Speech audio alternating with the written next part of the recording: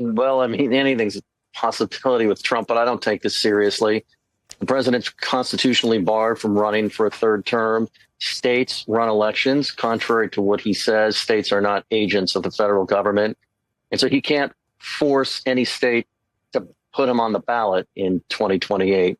But the president loves to live rent free in every Democrat's head if it's possible. And I think that, if you're Gavin Newsom, you're not necessarily doing that. But what you are doing is ginning up support from the Democratic base as you look ahead to the next election and beyond.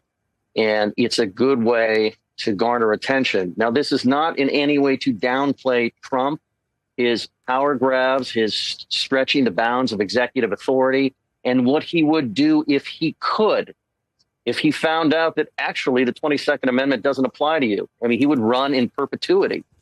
But I think we need to be careful about how we talk about this and understand what's possible and what is hyperbole that the president is happy to push to keep voters away from other issues that are more prone to hurt him politically, like the economy, like inflation, like his trade agenda. So, no, I think both things can be true. He can be trolling, and let's remember, Trump is a gambler. Trump is a guy who has pushed and pushed and pushed and pushed. And by the way, if it had gone just slightly differently on January 6, 2021, and Congress refused to certify the election, Donald Trump would have returned to the White House. He is a guy who will gamble and push and use that shamelessness and that transgression that's so central to his character to try to get away with stuff. And look, if he could get away with it, he would make a shot at it. Again, I think David is correct. The states still run elections as of today. But let's also not forget that there are an awful lot of other Republicans who want to run in 2028. And you can already see J.D. Vance and Marco Rubio and others starting to make their earliest maneuvers without triggering Trump's radar, who are also going to be talking to their people in their home states going, let's not go crazy with Donald this last time.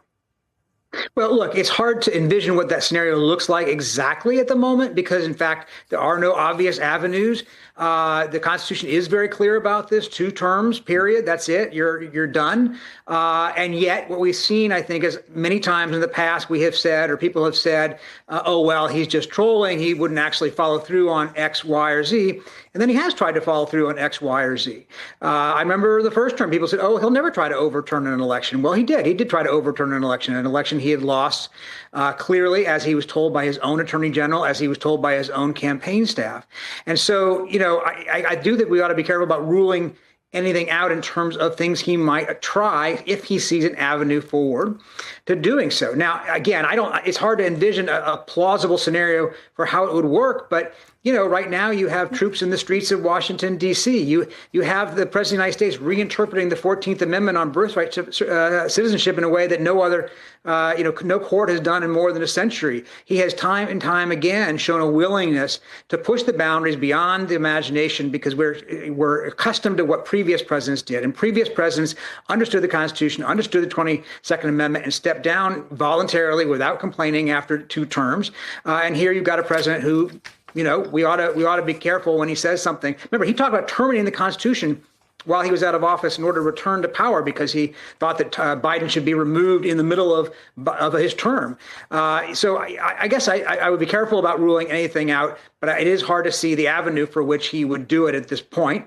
And I think that's, it's also in his interest not just to troll the Democrats and his opponents, but also to maintain his status as the power rather than be seen as a lame duck too early in his what would be his last term.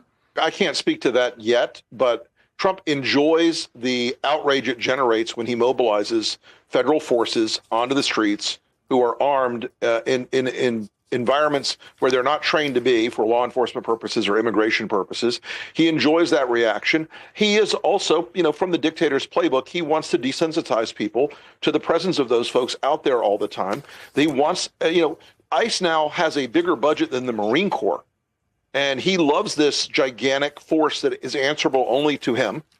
And he is certainly putting it to maximum effect. I would not be shocked if he did try to apply it as an intimidation tactic during the 2026 election season.